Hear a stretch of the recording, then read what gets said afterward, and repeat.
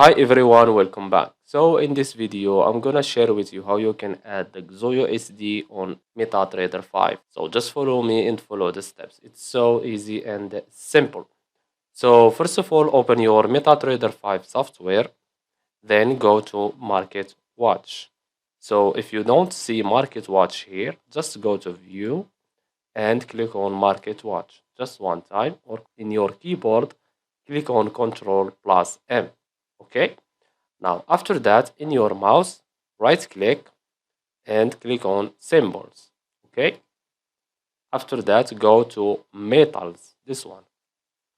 And as you can see here, we have XAUUSD, gold versus US dollar. Now, click on it one time and click on show symbol.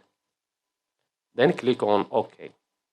And as you can see here, we have the XAUUSD, gold versus dollar.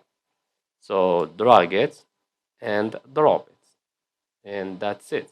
So I hope you found this video helpful. Don't forget to give us a like and subscribe. Thanks for watching and see you in the next one.